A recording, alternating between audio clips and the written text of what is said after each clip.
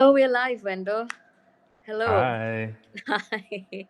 Well, I'm so glad we're doing this. This is the first one for the school, and I assume it's the first live Substack live for you as Very, well. very first live anything for me. Oh, amazing. Yeah. No, I'm really excited because we're in the middle of our study group, which is Black Kings and Pirates and Aesthetic Inquiry into Power, Inheritance, and Refusal. And you've been initiating our cohort into global Black studies, as we'd call it. And we have had a conversation as well, which was part of the Thinking With series, which is with both you and Dr. Abdourahmane Seck, who is part of GAIAC Africa. And this whole study group is actually a collaboration between GAIAC and School of Instituting Otherwise. And it's been incredible, the sessions we've had so far, looking forward to the sessions after this. And I just wanted to start with maybe a brief introduction, Wendell, in your own words about who you are and what you're doing, and we'll take it from there. Thanks, Meenakshi. Thanks for, giving me the space to have this conversation. And the course, it's been a great collaboration working with you in the School of Instituting Otherwise, along with the Groupe d'Action d'Etudes Critiques. So it's really fun and dynamic moment for me.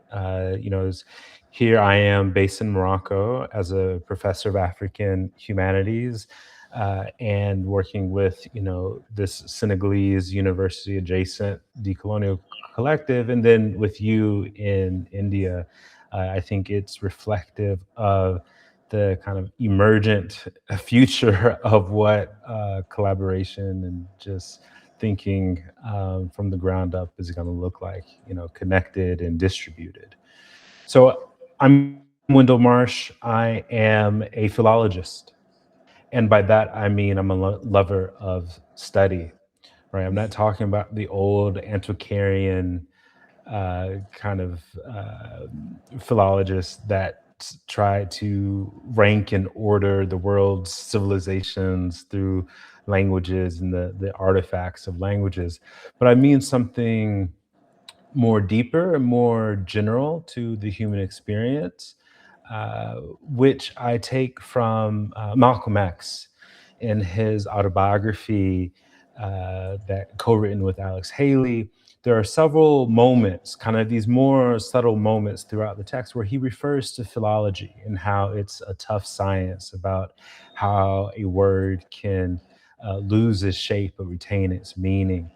And for me, this understanding of philology, I believe, is Malcolm X's theory, also his theory of diaspora, right? And so philology is something both deeply human and something concerned with Black life, or as Mhm. R.A. Judy would say, the Black study of life. So, in short, that's kind of intellectually who I am. When we kind of get beyond the professional or disciplinary Mhm. framings, but to kind of think about my institutional trajectory, I am from Atlanta in the US, and I went to the historically Black college, Morehouse, where I studied English and French.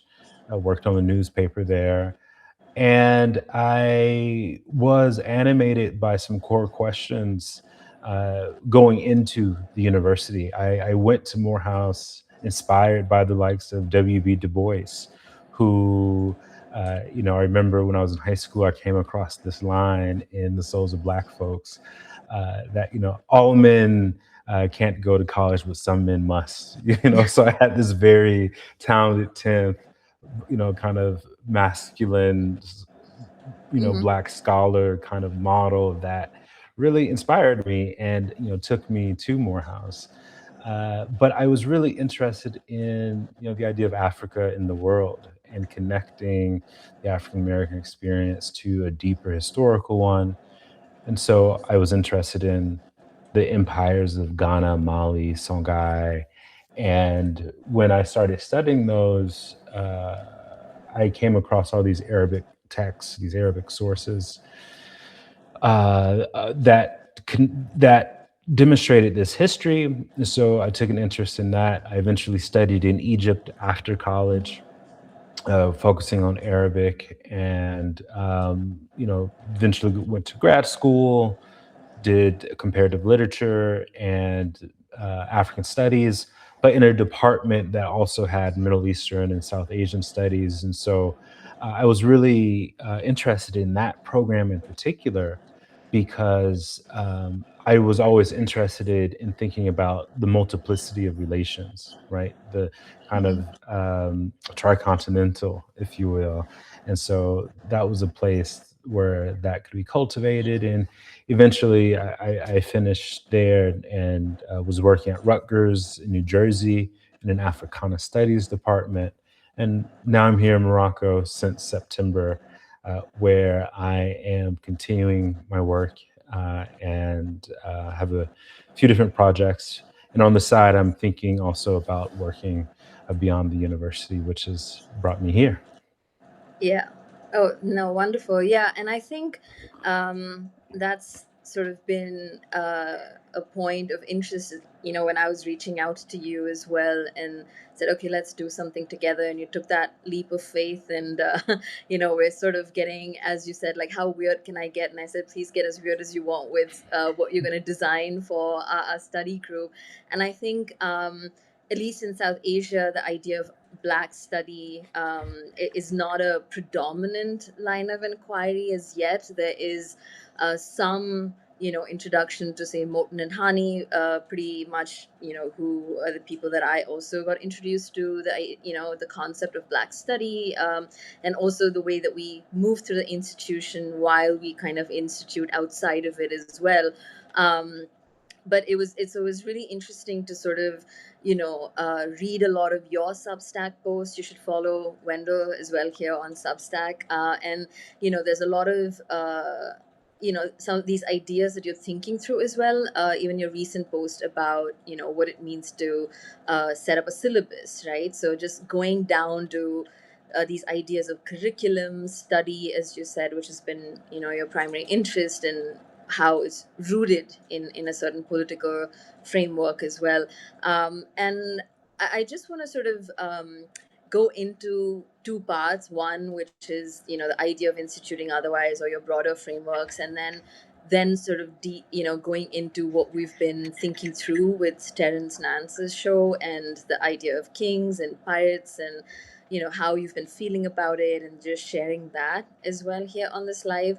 But I remember asking you about having written about the fate of the humanities, and you talk about the present being a bit paradoxical, and the position of the university, which you are navigating through, and you have.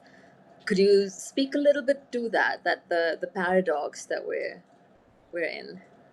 Yeah, so I was just looking around for my a copy of my book. I don't have one on hand, Yeah. but so my book is Textual Life: Islam, Mm-hmm. Africa, and the Fate of the Humanities, and I describe it as a parable of the fate of the humanities amid political, technological, and epistemic change. Mm-hmm. Right. So on the one hand, I think it's not a far-fetched idea to describe our present as such a moment, right? Yeah. We're talking about polycrisis or multipolarity. There's just the ground is shifting and turning. Oh, I guess did find a copy there. Oh, Uh, nice. so that's Yeah. the cover of my book. Mm-hmm. And so, politically, we're in a moment when um,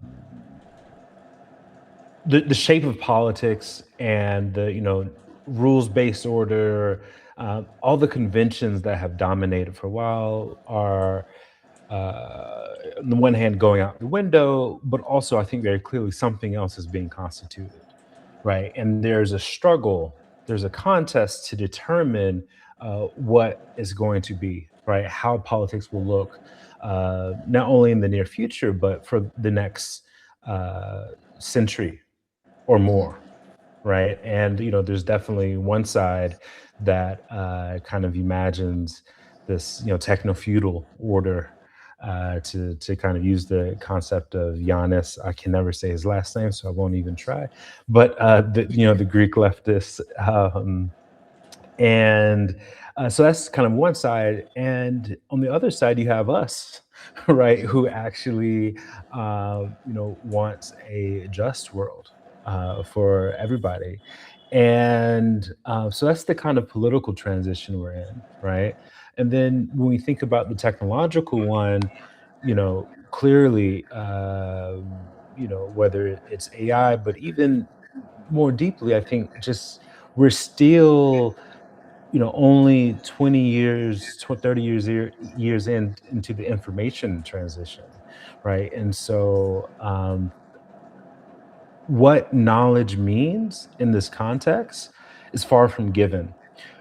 And the big gesture of my book is to say, well, there have been other such moments of transition, and the colonial moment is a key one, because if we think about the way that our discourse of the colonial that are so prominent, right, is certainly not because it's new, certainly not because it's just this forgotten thing. It's because that we're living in a moment in which decolonization is we're actually making incredible gains in the ongoing effort to decolonize the world, Mm. right? And so it's an ongoing project.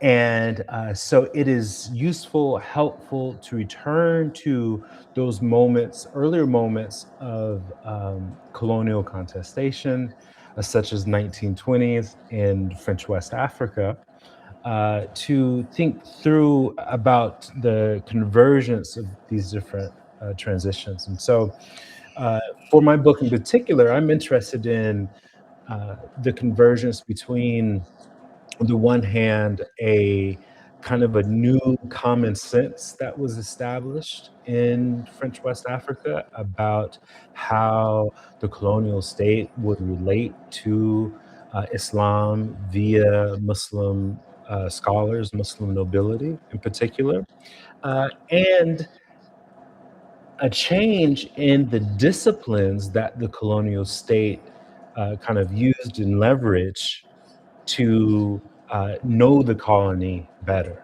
right? Of course, Mm. that knowledge was interested, thinking with Edward Said, Orientalism. It was embedded in a broader structure of power. And so, in general, in my book, I'm interested in this shift from a Orientalist mode to one of ethnographic surveillance. Mm. We often don't realize this, but there was a what French historian Jean-Louis Triot calls an Orientalist season Mm. in Africanist scholarship. We usually associate colonial knowledge in Africa with anthropology. Mm. And that is certainly true. But in those areas, particularly those areas with a deep Muslim past, like the Senegambia and the Sahel, there was also something of an Orientalist tradition in which the reading of text was a part of the colonial knowledge apparatus in addition to ethnography. Mm. However, what I argue in my book is that there's a moment when there's a clear shift that occurs, where the work of reading text, the slow, deliberate work of reading text, was kind of overpowered by the demands of colonial governance. Mm. Uh, but in the meantime, in this transition, there was this really unique moment in which Muslim scholars like Sheikh Musa Kamara, who I focus on, who writes a monumental history of West Africa, 1,700-page history that he writes 3 times, right? And that's a whole story one could get into. But this text, or this textual attitude that the colonial administrators, for a time, was something that they shared with certain colonial subjects, and it created a conversation that wasn't necessarily possible before, or wouldn't be possible long after. And so that's kind of the backstory to kind of lay out what I'm doing in the book, and why I say fave the humanities is this.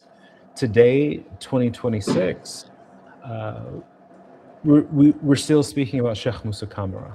Hmm. And I take the counterintuitive position that the return to the text is still possible. And if the humanities are to mean something, right, if they have meant something, it's really based on that potential to return to the text, Hmm. right? It's not necessarily a particular discipline as such. It's not necessarily a canon as such, right? All those things can shift and change.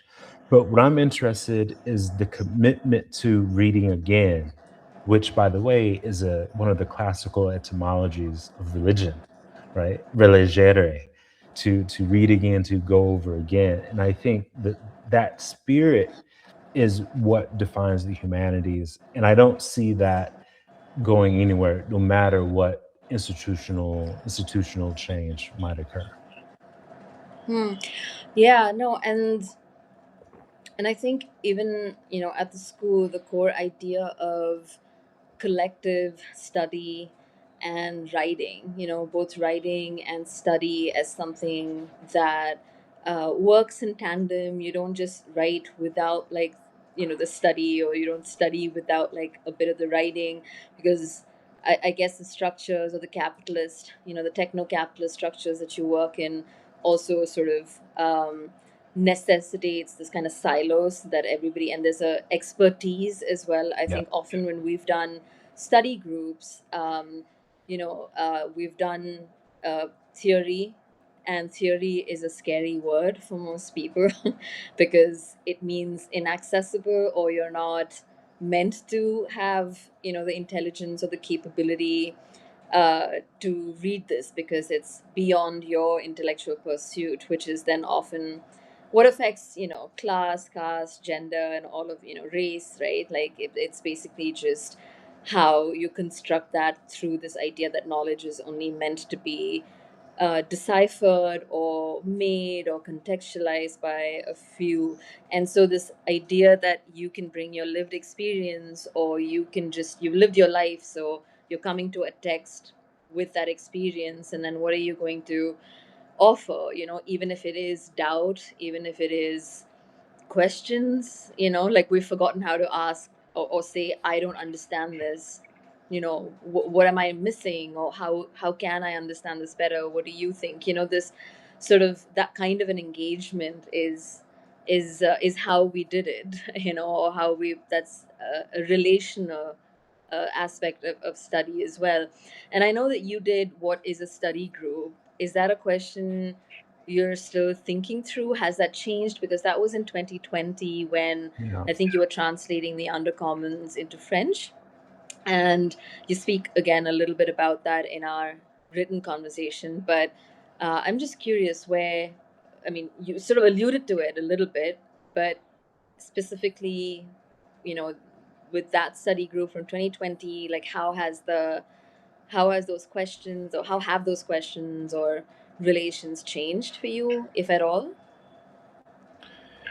I think the study group and the study group form is timeless, Yeah. uh, and necessary. And I'm quite partial to them because when I think about my intellectual formation, Mhm.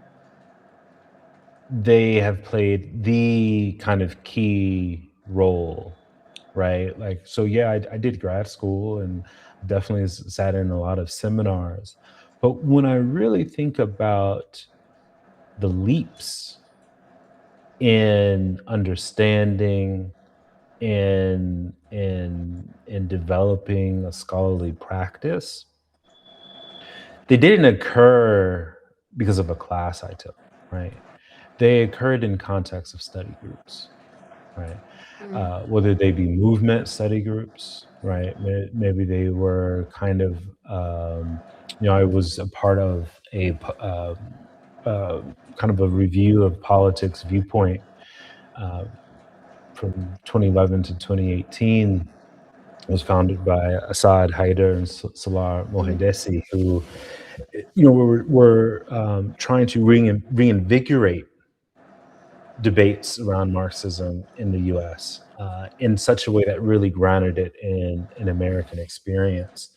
And so there was always kind of organic questions that emerged that we were interested in pursuing, right? Whether that be the kind of tradition of Black communism, and whether that and socialism, whether that be the migrant question, right? I remember we did a very deep study on kind of migration and politics of migration around like 2015, imperialism.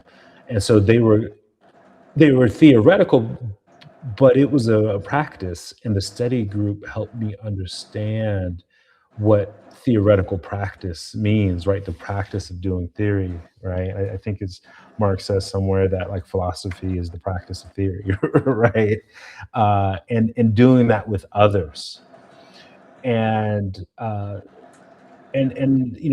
by no means unique. I think all over, throughout people's histories, radical histories, it's the study group just does something qualitatively different that the school perhaps can't, right?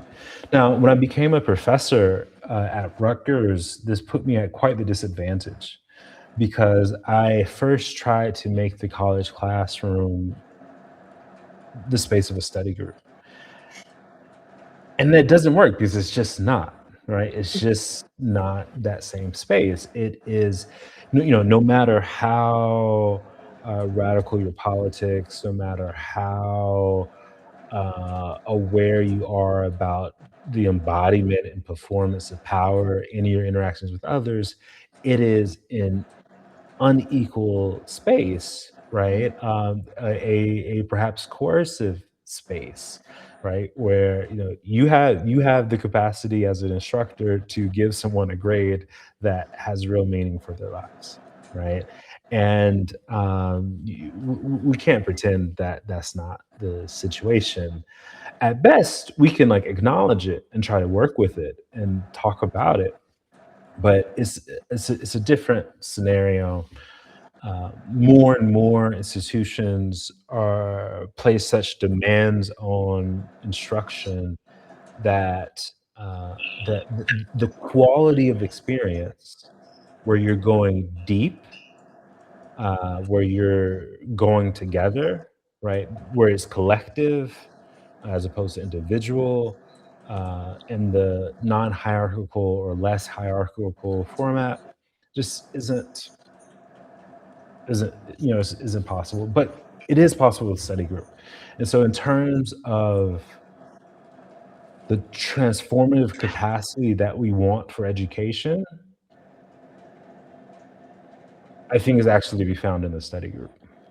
Mm. And so, when we originally framed the group as, so we named GAIC, the group d'Action d'Étude Critique, the group for critical study and action. That was we had already come up with that name, and I think I might have been reading the Undercommons around that time, or I had been familiar with it, and I said,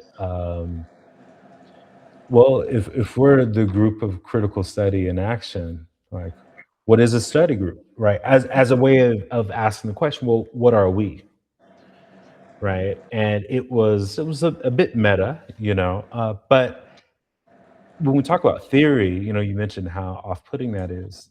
Theory, if we think about its Greek etymology, it's contemplation, right? And to contemplate is a human capacity that everyone has, that everyone does that. Uh, and ideally, the study group form is a space where you can, develop some tools and some capacities in the faculty, or perhaps we can say facility, right? A certain easiness of doing that work of contemplation. Mm.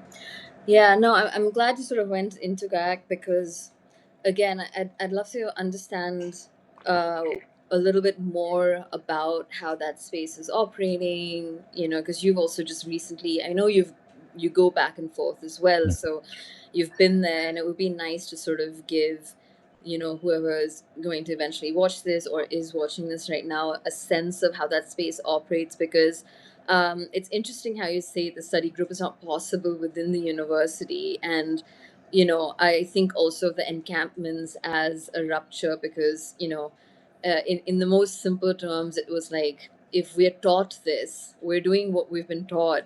And yet you can't accept it, and the antagonism, I mean, and the violence is, and the backlash is so strong, right? Like in terms of the systems that come down on you, but then you're reading all of these amazing thinkers and our elders and ancestors and everyone who's come before us and continue to be here. And I remember Moten and Hani, in their conversation as well with the Thinking With series, was sort of saying,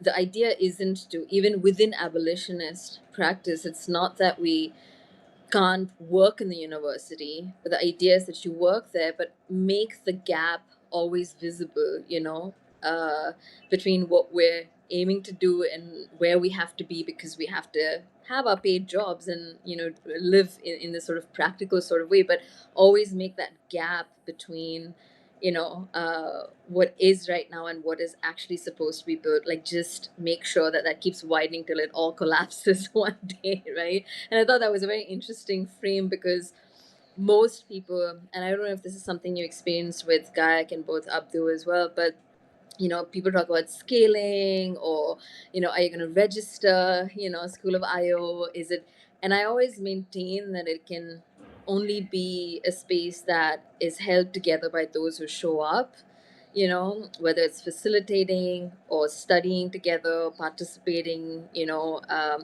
and there's improvisation, there's intuition, and it's a response to urgencies, right? So, um, it the first urgency was the lockdown, similar time to when you had what is this study group, and now with the scholasticide, right? Not that it didn't exist before, it's just the scale or the volume or the visibility, and then again it's urgencies.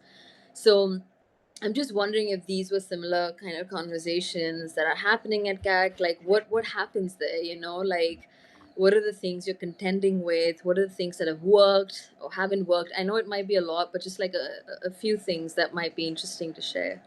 Yeah. So when you asked the question about scale, it made me think of a conversation I had with Kareem Yassin, Yeah, who is in Cairo. You should actually have him on, have a conversation with him. He's very interesting. yeah. He was the founder of the School of Liberal Arts and Sciences, Mm-hmm. which Okay. actually came out of the Egyptian Revolution. Hmm. Wow. It came out of Tahrir Square. Wow. And it's Okay. a very interesting project, and he's been very involved with kind of alternative higher education throughout Africa, throughout Middle East, and elsewhere. Very very interesting brother, and he comes to Senegal, and we actually met in Senegal, and he's done some stuff, GAC adjacent things as well. But he was responding to something I wrote in one of my Substack posts about rethinking African humanities curricula, that kind of thing, and the question and the challenge of scale, because the African continent is in the midst of a demographic explosion, Mm. and I can't quote the exact numbers, but we're at a kind of very important inflection point where most of the world's youth will be African, Mm.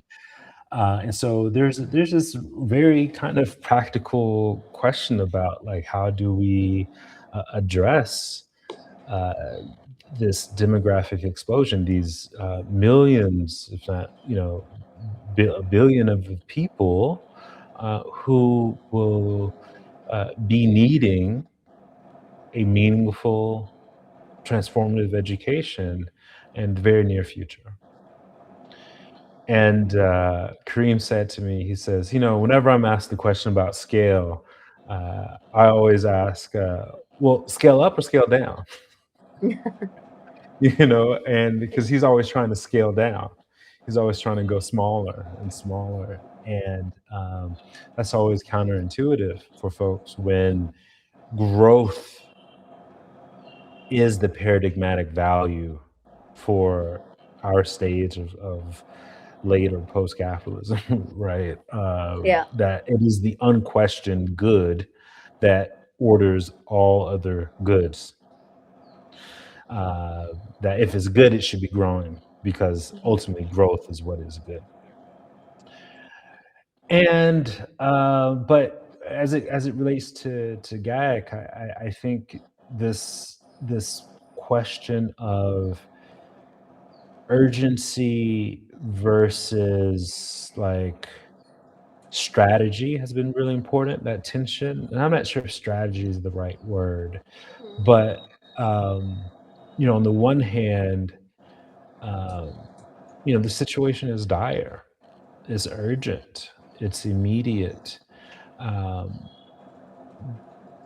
and it's not difficult to recognize that to you know adequately respond to the urgency, that requires not simply responding to the problem today, but the problem that's becoming next week, next month, next year, and the next decade.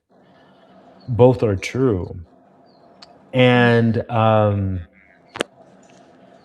have not found a solution to this, and I go back and forth all the time. I alternate, and it almost becomes its own rhythm that, okay, I'm going to, have a very distant, planned, purposeful, organized, systematic approach in which, everything kind of has its place versus an approach that is, more, let's say, stream of consciousness, Hmm.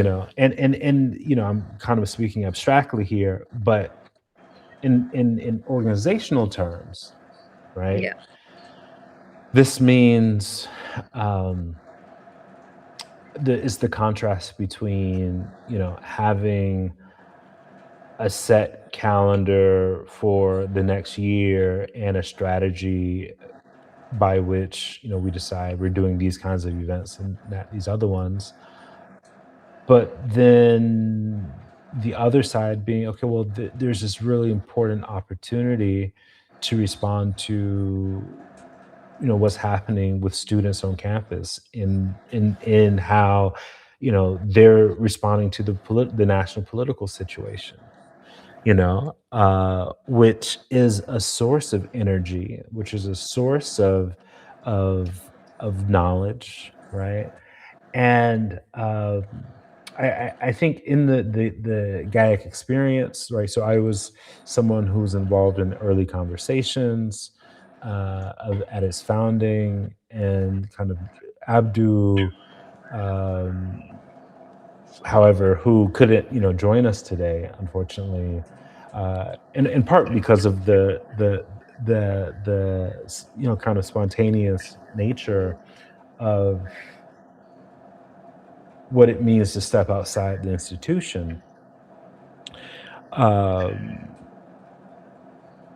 you know, he, uh, he really kind of took it and ran with it and developed a practice around kind of being with people, being in community in Saint Louis, right? So this is in northern Senegal, right on the border of Mauritania, in this old colonial town. It's a World Heritage Site, but it's also the site of um, uh, ecological degradation, right? A few years ago, there was this very important intervention, environmental intervention, that was supposed to it was supposed to like do something good. It was like some NGO that was Mm.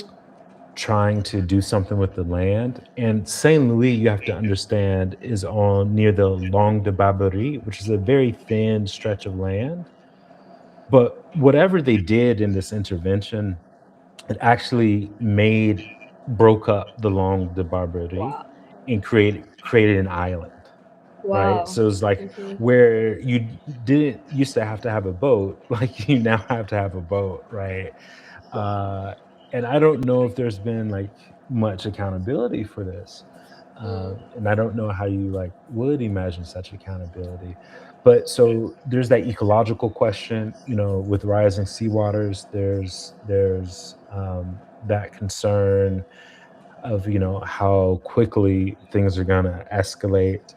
Um, Oil and natural gas is being extracted off the Yeah. coast, uh, and also agriculture is very important in the Senegal River Valley, of course. And so the university in Saint Louis is adjacent to and a part of like this broader political economy.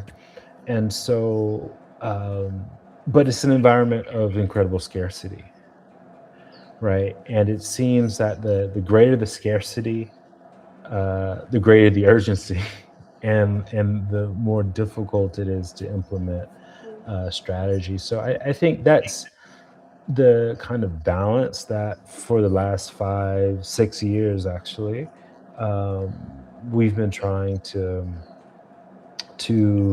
navigate in a way that allow us to respond to critical needs and to kind of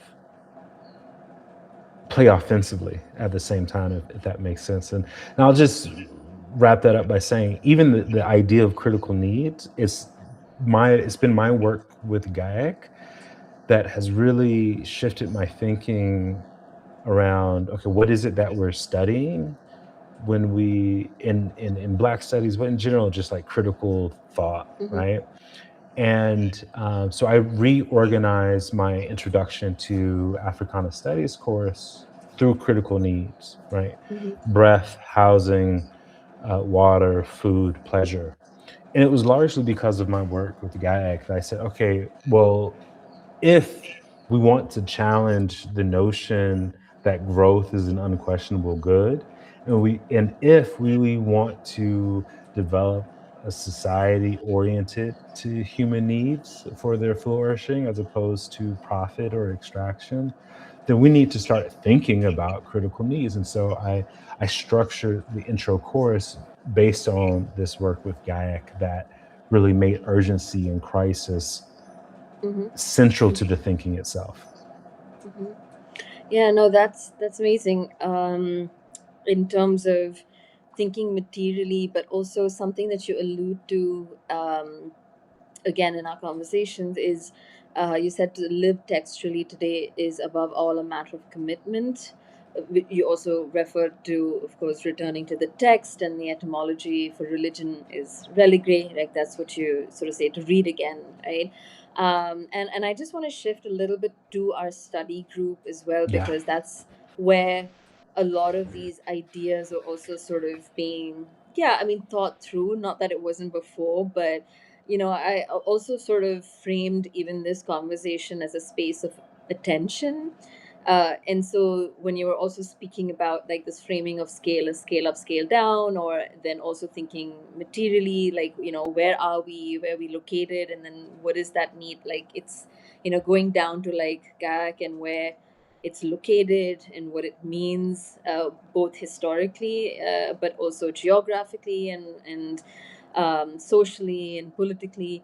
And then it's like now you're in that space together, you're in this study group, and then there are a lot of these other elements of attention, commitment, weirdness, and so so maybe just tell us a little bit about the study group that we're kind of looking at, and yeah, maybe some of these ideas existing in it, just, yeah.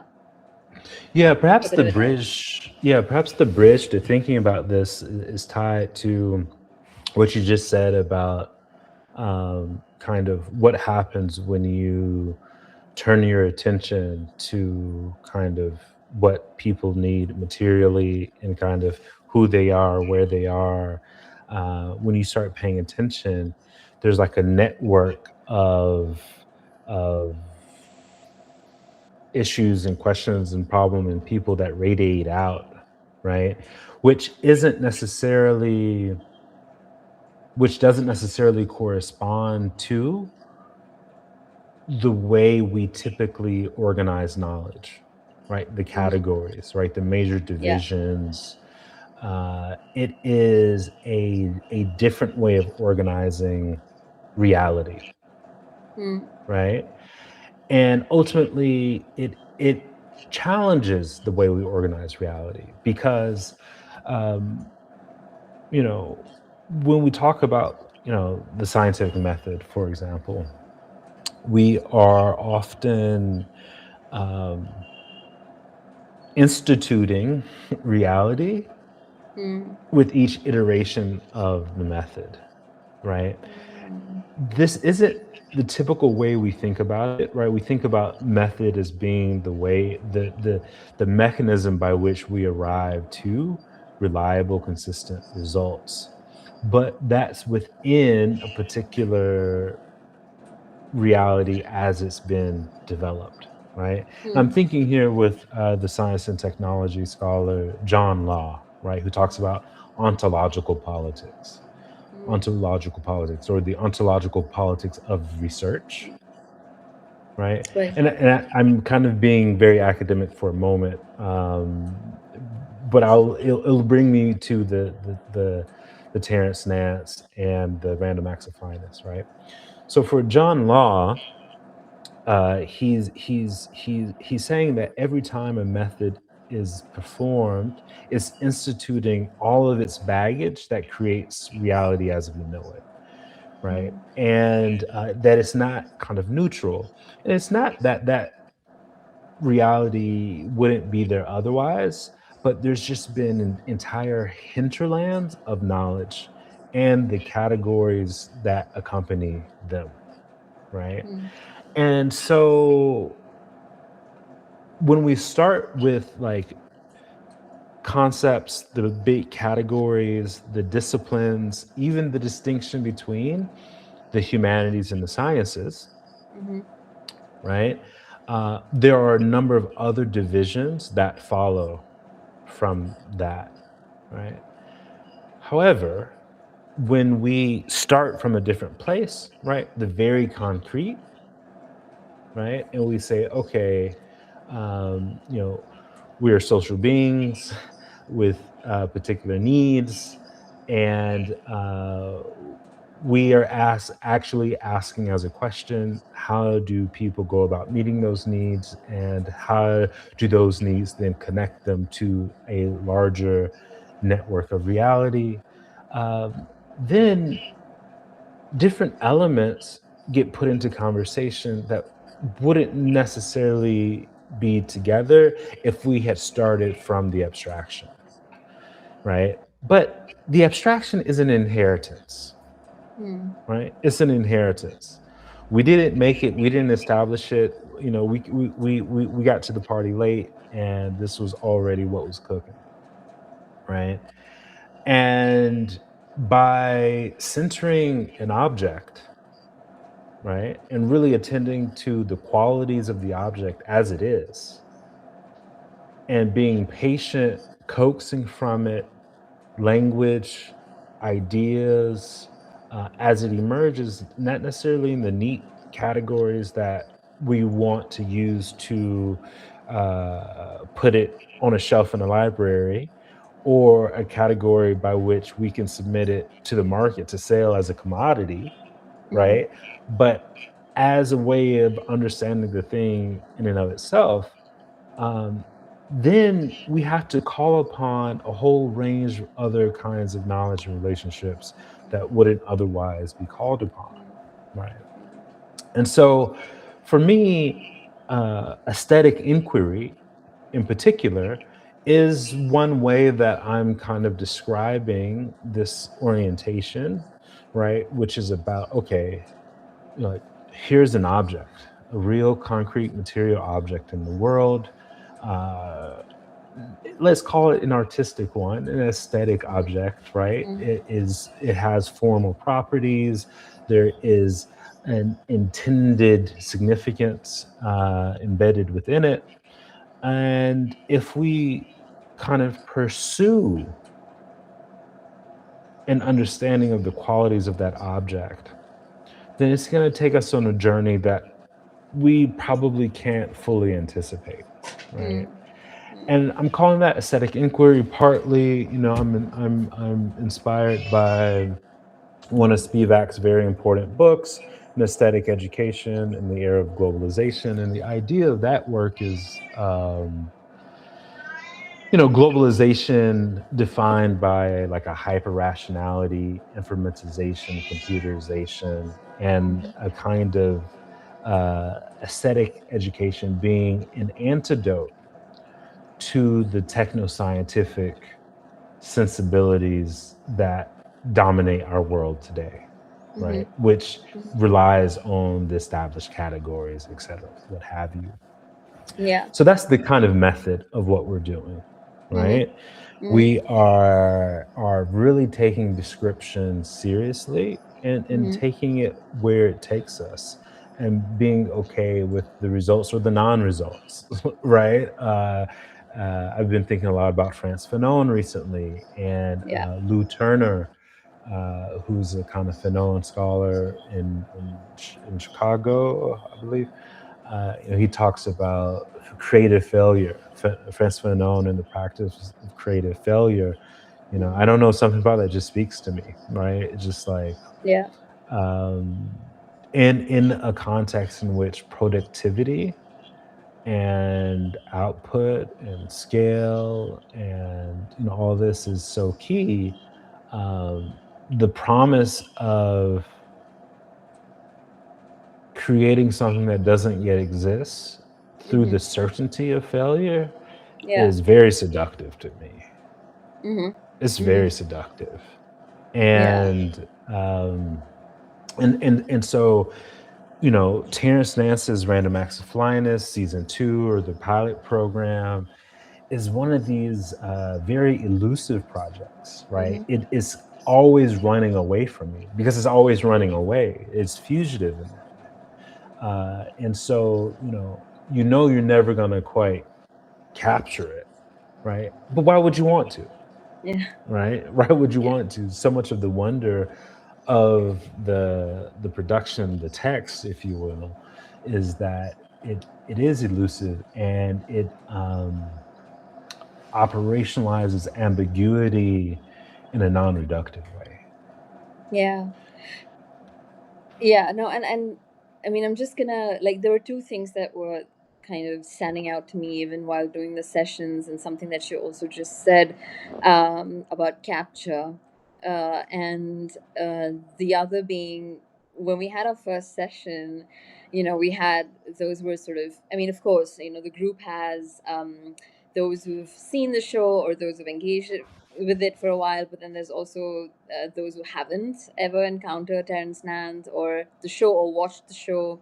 Um, and it's been really interesting because there's different levels of like deep dives, and then but something that struck me when we were doing that first session was the adage of global black study as well, because Mhm. it was assumed by a lot of those who joined in from the US that this was, oh, wait, like the references might not just be about African American or the experience of blackness in America, but that there are a lot of other, um, sort of entry points, perhaps for those who've never, I mean, lived the black life. I mean, for those of us who are South Asian, because a lot of the others are coming from India or South Asia, and like I've never, I wouldn't have come across this show if I hadn't, been in touch with you. And but I do know what black study is, but the references or what does it mean for those who've never encountered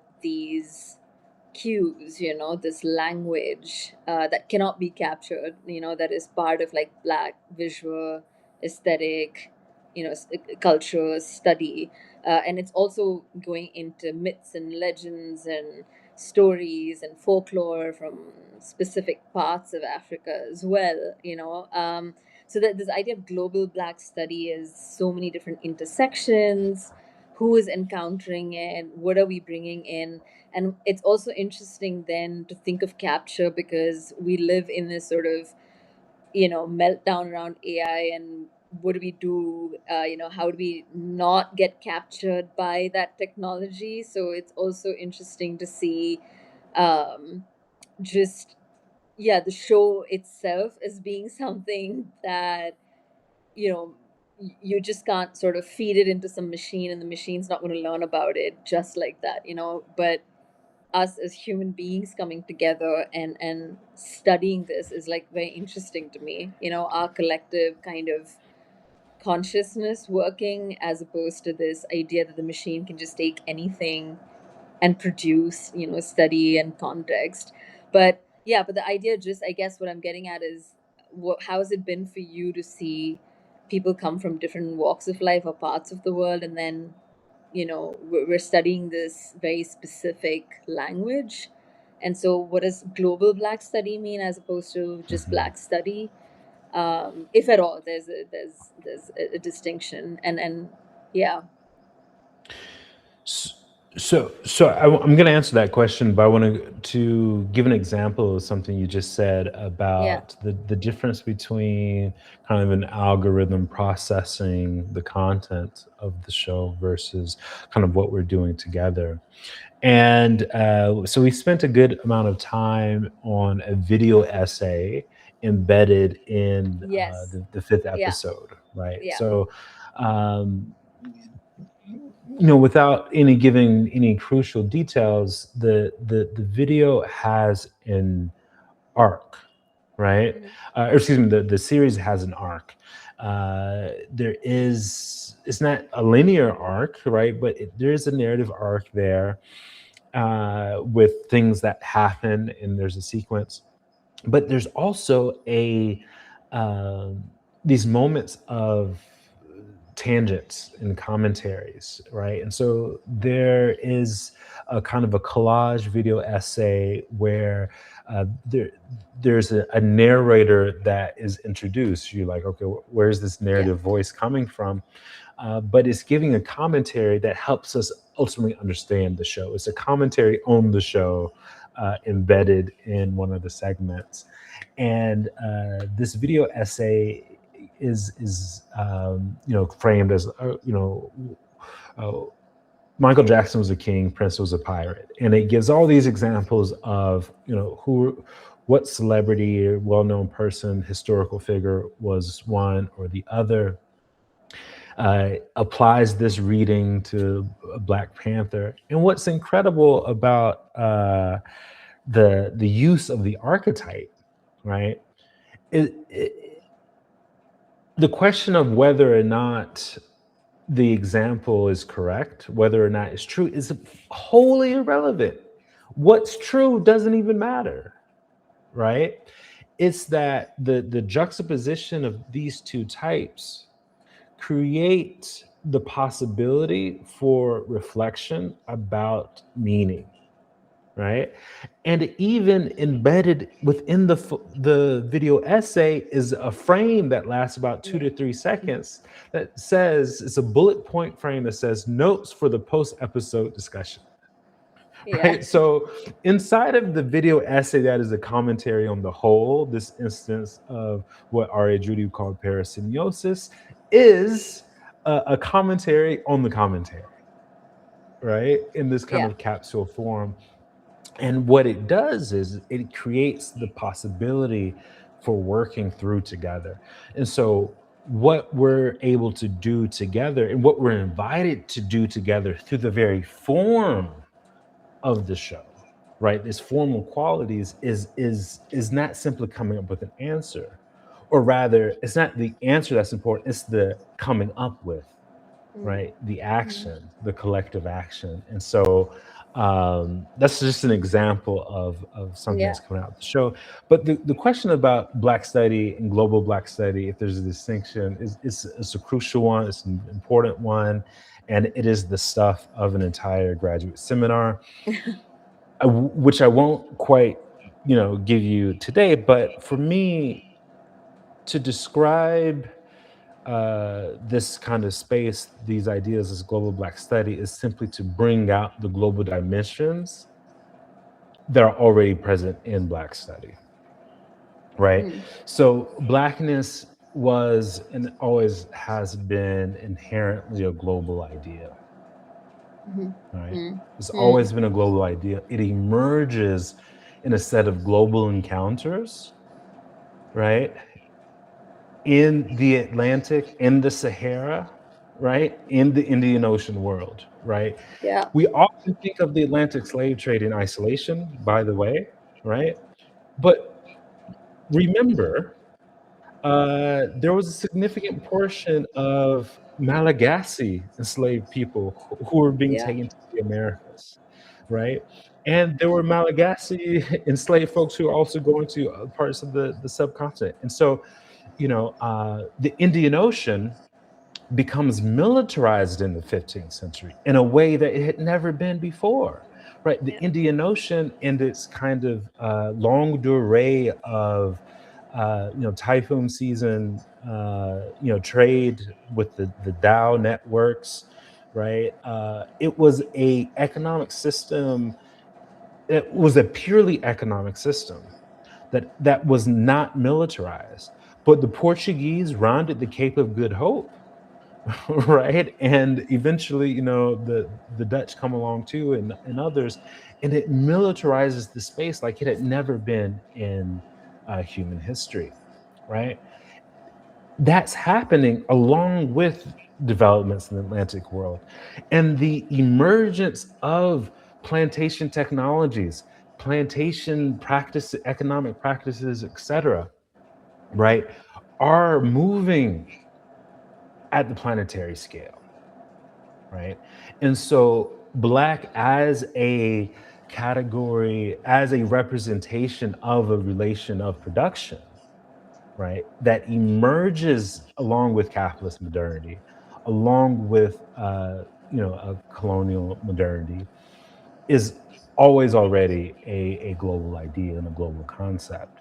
Now, it is true that at a certain moment, particularly mid 20th century, kind of Black specifically takes on an American inflection, but it's not a scientific idea, right? Mm. Like, if we were just to think in demographic terms, there's no reason that African Americans should be the population group most associated with defining what Blackness Mm. means, if by Blackness we mean African descent, uh, displaced in diaspora. If that were the case, it would be Brazil that would be the reference point for Right. defining Blackness. But that's not how we think about it, right?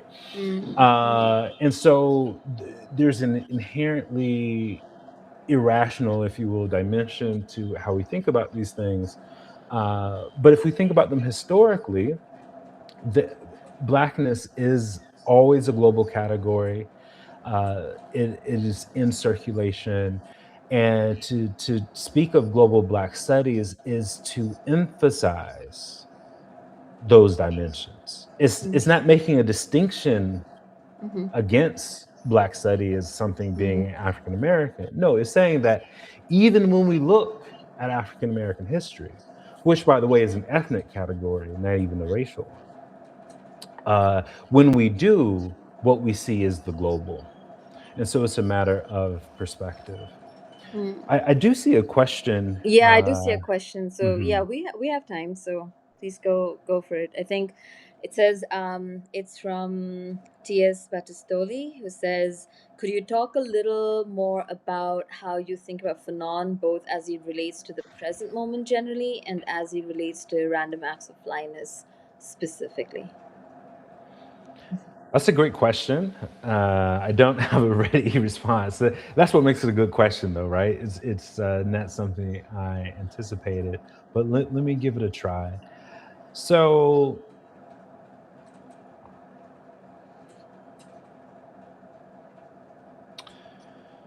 I'm thinking about Fanon partly because I'm working on a paper. I was at the Fanon colloquium, the last centennial Fanon event, that marked the 100th year since his birth. And so around the world, there have been these France Fanon events of different kinds. And the last official one that was a part of the Fanon Foundation was happened to be in Dakar.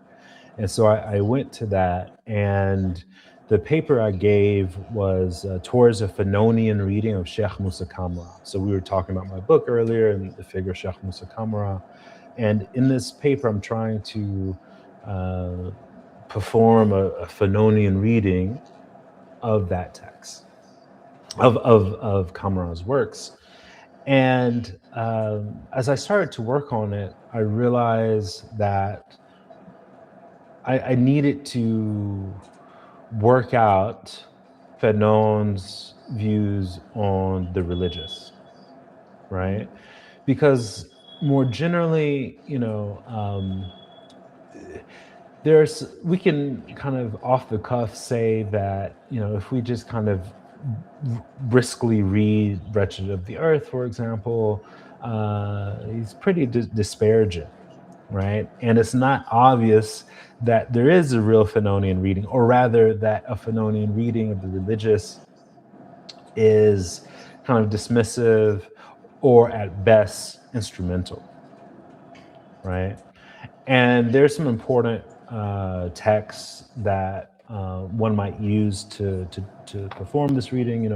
There's this big volume of the clinical papers, Alienation and Freedom. There are a number of interesting kind of articles and things that I've been working through. So that's just kind of just to give you context of where I'm coming from. I'm interested in the question of Fanon's views on religion.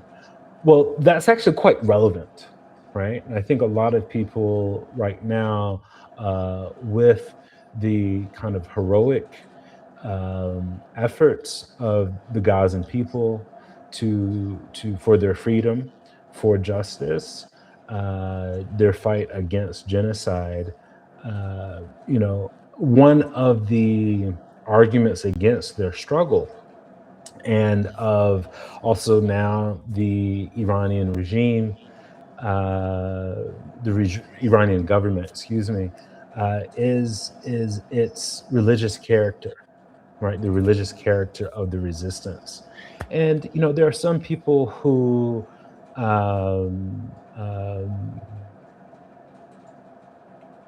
are very kind of don't see a real problem between a kind of very leftist support of kind of religious movements, whereas others on the left feel a greater ambivalence. But it's a live question, right? And I think Fanon, as one of the greatest theorists of decolonization and one of the most important philosophers of the African Revolution, is just a necessary resource for thinking about what a future African autonomy and sovereignty might look, which by all indications looks like it will be religious, right? In my paper in Dakar, I said, go outside of the Museum of Black Civilizations and look in any direction, and what you'll see is the face of a marabout, a religious leader. And this is quite the opposite of the kind of African future that Frantz Fanon foresaw, right? Because for him, the African future was one of modernization, and following modernization theory, religion would eventually kind of go away or become irrelevant. But that's just not the case on the African continent. That's just not the case in the so-called Middle East, or Southwest Asia or South Asia, right? And so, as leftists, we have to take religion seriously. And so for right now, I'm trying to work through that question and that problem. I don't have any definitive answers, and that's something that I'm trying to work toward. But I think that's one of the reasons why Fanon is so resonant in general right now. In terms of random acts of blindness in particular, how Fanon relates to that, I don't know, Meenakshi, do you have any thoughts on that? Wow, that's an interesting one. I was thinking more, I mean, more generally with Fanon, because I think I've been thinking a lot about identity politics in this sort of neoliberal framework, and I think Fanon sort of speaks about the internalized colonialism, right? Like it was a black woman who raised her hand to veto a ceasefire in the United Nations, as a representative of the United States. Or um, we see this in with Iran as well, like where you have a certain sort of, I mean, people were looking at the diaspora and their sort of alignment with Trump and the right wing and the Shah, as opposed to, when we're talking about the word like regimes. And um, there's there's something in Fanon that um, also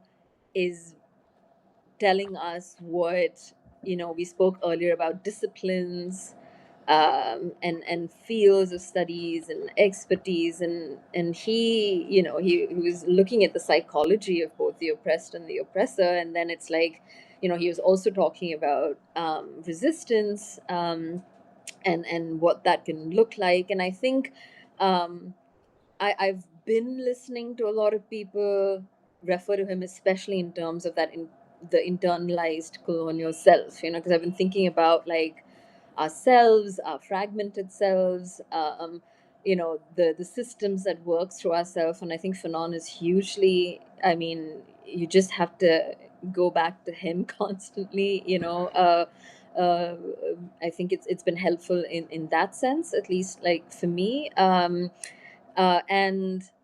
and and yeah, I think it's the language. But in terms of random acts of blindness, again, I kind of then come back to, we've been talking about the archetypes of kings and pirates, and then we also touched upon celebrity. And then we were sort of saying, because there are moments when a lot of public figures sort of flash in a certain segment. So you have Michael Jackson, you have Obama, you have Bill Gates, you have Kanye, you have Beyonce, and then there's this thing that Terence sort of says, we can never be both king and pirate. And I think that's been part of our discussion. So I'm just wondering if Fanon offers something. I mean, again, this is like a wild juxtaposition of Fanon and kings and pirates, and archetypes. But since he was working with the oppressed and the oppressor in some ways. And I also think about Mariam Khabe, who writes around transformative justice, who said, we are both capable of being harmed but also harming, right? Which means both those things exist in within the human, within that self, and which self comes. And so I'm still sort of debating about that. I know Kwame, for example, who's part of the session, is like, no, we can be both. And I was like, no, maybe we can't be both. That's all. Maybe I agree with Terence. And so I'm just wondering if in that embodiment of the archetype, if that says something about ourselves, do we can we be both, can we? And then we wanted to discuss the wound, because there's a specific segment with the wound that Terence sort of refers to, that the pirate kind of carries. And we wanted to also explore that as an archetype. So I'm just wondering if I don't know, can Fanon be useful with the study of the archetypes? I I, mean, I mean, the more I think about it, yeah, the more I appreciate the question because yeah. it's challenging, but it also is clarifying. Mm, And I'm thinking that a Fanonian reading of Random Acts of Flyness wouldn't be a very sympathetic one. mm, interesting. I think that the kind of Fanonian framework would be one that is, it's a critical one, but one that takes um, very seriously a kind of the raison d'etat, all right, or state reason, right? That is actually thinking about the necessity of a state to create power. I'm going to contradict myself because actually, okay, there are two perhaps directions one might take of a Fanonian reading. And one is that, okay, the king is representative of a kind of state power, a centralization, but you have that chapter in Wretched of the Earth where it's pitfalls of national consciousness, and perhaps the position of critique that is demonstrated in that chapter is the voice of the pirate. And ultimately there's something that the Fanonian perspective offers is the complementarity or the necessity of both. I mean, that's perhaps a little bit too easy, right? But maybe there's something there. But then the other reading, which is say the Fanonian reading wouldn't be very generous, is that I think Random Acts of Flyness is profoundly religious, Mm, right? It's profoundly religious, and it's taking seriously ancestral African religion in particular, of which Fanon was very critical, right? In both Peau Noir Masque Blanc and in Wretched of the Earth, right? Because remember he's from the Caribbean, and so he's familiar with uh, various manifestations of African ancestral religions and of the zombie, etc. And for him, these are all kind of impediments to modernization, which is mm, urgently needed for the defense of the decolonizing nation. And so I think Fanon would be impatient with the king and the insistence on the need for the king. mm, The because embedded in the kind of world that Nance and his collaborators are making, Miriam Jallo and others, Andrew Huang, I believe his name is, because different episodes have different directors. Um, inside this world, the monarchy has a function, and yes, it's an archetype, but I think it's also not simply an archetype. I think there is a profoundly traditional sensibility, right? That the people need a sovereign in order to express the people's sovereignty. I think that is a starting point. And Nance, says as a refrain in that video essay in the commentary, you know, um, if we are to do anything more than survive, if we are to thrive, we need both the king and the pirate, right? mm. Essentially. And I think Fanon would say, absolutely not. We do not need the king. And so, but it's an interesting problem to work out that could go in Yeah, contradictory directions. yeah. That was a great question. I don't know if anyone else has any questions. I know it's been an hour and 15 minutes. Maybe we can do a 5 or 10 minutes wrap up as well, Wendell. But if there's anything else specifically, so I'm just curious to know what it meant for you to also, how you see the sessions go forward, because it's been, I know we're also using an annotation tool, because annotations actually are an interesting thing to speak about. Maybe that's also part of this sort of like collective like thinking that we're doing together. But how do you do you have any sense of where the study group could go, or do you just sort of leave that to how we all show up and how that kind of shapes? What do you think? Because I know you've also watched Terrence's show multiple times, and I know that when we watched it, we had this interesting moment where, I mean, I remember saying I was just watching it the second time and it slowed down for me as opposed to the first time that I watched it, and so the affect was so different. So I'm just wondering, yeah, you've been with this material for a while. How has it changed for you, and how do you see it go? So yeah, I can't count how many times I watched it at this point. And every single time I watch it, there's something new, right? It Yeah. takes on new layers and dimensions. And Hmm. so um, for me, I don't want to kind of dictate where the group goes, right? And this is kind of in the spirit of the Uh-huh. study group, partly that it's not predetermined. I don't want to define the outcome, with like learning Hmm. outcome, right? As we say in the institution Yeah. these days. And like one of our first tasks was to ask a beautiful question. And so this is core to the idea of aesthetic inquiry, right? A beautiful question that's sincere, that's authentic, where we don't know the answer to, right?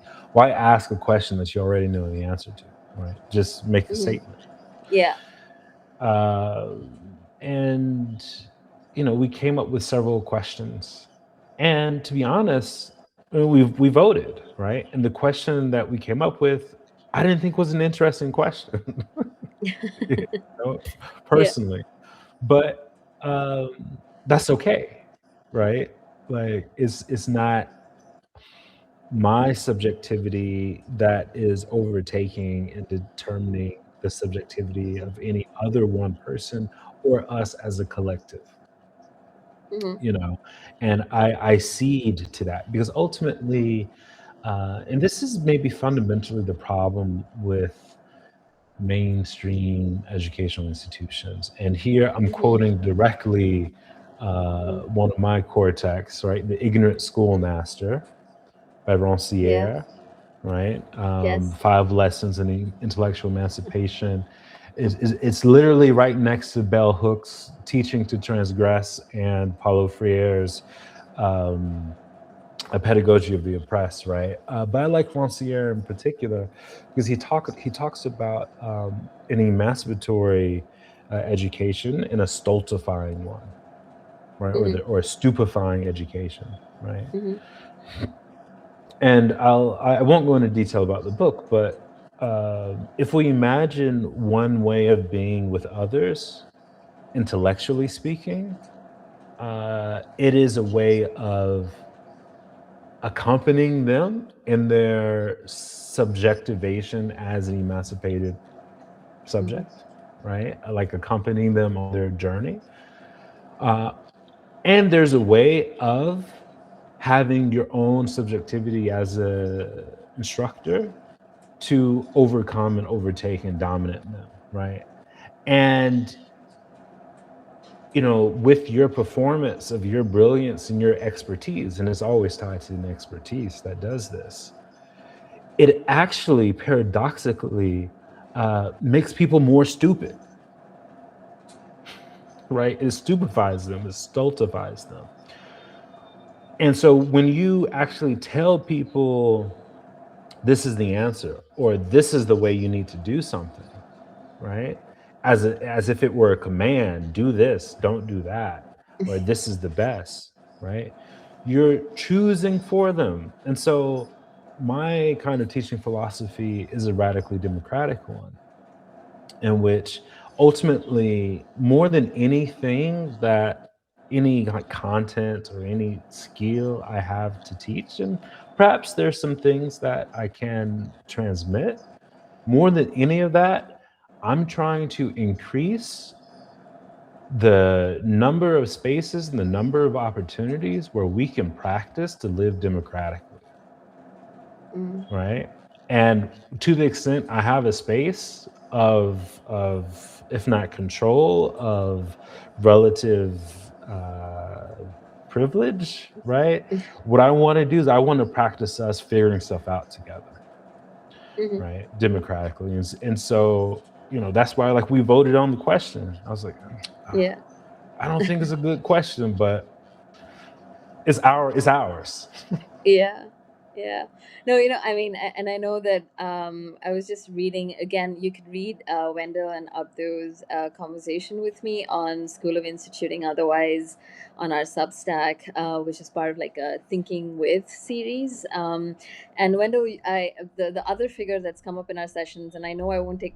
Yeah, we'll do this like for 10 minutes, I guess. But is Sylvia Winter, because we can't like not talk about Sylvia because uh but I'll read out something you said, and maybe you can, I mean, in a way that's what you've been saying, but you said, in Sylvia Winter's words, we need to learn to sit down together and talk a little culture. And in Walter Rodney's terms, we need grounding, leaving the university, sitting on an oil drum if necessary, and reasoning with others whose lives are not organized by the professional forms of academic life. And I really like that, I think, yeah, that's sort of what all of this is, in all of what we've been talking about. But maybe you want to tell us a little bit about Sylvia's presence in the study group, and then as a nice way to conclude. But yeah. Yeah, so Sylvia Winters, a Jamaican thinker, theorist of many things, but especially of Black studies. And she has come to particular prominence in the last 10, if not 15 years, as a key reference of one of the ways to think about Black studies and what it is. And um, she began her career as a writer and artist. She studied Spanish in London. She kind of worked in politics in the Caribbean for some time. But, that was her first career. Then she moves into kind of literary criticism Hmm. at the university. I think it was at UWI in Jamaica, if I'm not mistaken. And one of the first, her first breakout essays is the essay, "We must learn to sit down together and talk a little culture, talk about a little culture." Um, and this is kind of her second phase, if you will, of literary criticism, which sees her moving to the United States, in the kind of emergence of Black studies within the institution, right? So one of the distinctions people are making is Black study as this, kind of pre-institutional manifestations, whereas Black studies as the institutional expressions of Black study, right? And so in the late 60s, early 70s, she's brought to the US as a part of a number of those conversations that are happening. She's still kind of doing literary criticism, but she's also starting to read into cybernetics and to information theory and biology, among a number of other disciplines. And she kind of transitions to this third moment and the authoring of Black Metamorphosis, which is it's been edited by people like Badura Allegra and Tony Bogues. It's going to come out soon, which tries to tell kind of the grand story of the emergence of Blackness, of how Africans become Black in the New World, and all of the inheritances that travel with them, and the inventions of novelty that emerge as well. And this kind of signals her kind of third stage. She writes this for the Institute for the Black World, which is very interesting for us with the School of Instituting otherwise, right? So, the Institute of the Black World, founded, I think, in 1969 in the kind of Black Studies moment, is this step apart from the university, right? Vincent Harding, who's at, I think, Spelman College in Atlanta, along with, other scholars like Lerone Bennett and Abdul Kalimat and others, they essentially create this space apart, and to do the things that the university couldn't seem to do. And Winter's commissioned to write this work. And in writing it, she kind of moves to this third phase where she's really thinking through uh, science and knowledge. And she develops this idea that Black studies is the means by which humanity might achieve a true science, Mm. right? And a true science in the sense of being able to meaningfully integrate the both the kind of natural world and the natural sciences with the expressions of the human mind and of culture, right? To take seriously the human, not simply as a biological entity, or that might be ontogenetic, to take a kind of Fanonian language, but actually is a sociogenic subject, one that is created in and through culture, right? And so she develops a very sophisticated theoretical apparatus in this third phase that has come to be very influential. And so accompanying our viewing of random acts of flyness, we've kind of been referring to this lecture that's recently been making the rounds, that she gives in the early 1990s in one of the shortest works that she writes, right? So it's one of her books on the multicultural curriculum and the kind of debates that were live then, which were very similar to debates that we're having now about DEI and what have you. But she has this intervention, very brilliant intervention in those debates, which is much shorter than some of her articles, paradoxically enough. And so, yeah, we've been using that to think through the meaning and substance of Black studies. Mhm. Yeah. No, thank you so much for that. And I think, we've had an hour and a half of a conversation, and I know there's a lot more we can sort of dive into, but at least we covered a lot of interesting figures. We have, something to take from our questions as well. Thank you so much for the Fanon question. Maybe that's something to bring up in the session when we have it. I would love to think through that. And thank you so much. Thank you for joining us too.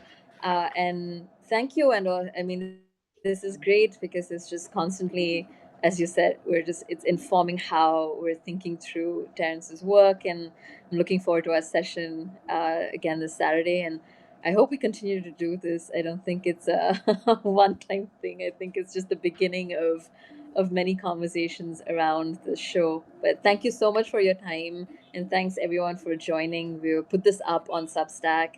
But yeah, follow Wendell, who's also on Substack and writes very interesting thoughts and ideas, which is how we kind of connected as well. So yeah, good stuff. But thanks, Yeah. Wendell. Thank you. Thank you. This is certainly just a beginning, but we'll continue it in the future. Thank you all for tuning in, and tell a friend. Bye, everyone. Bye.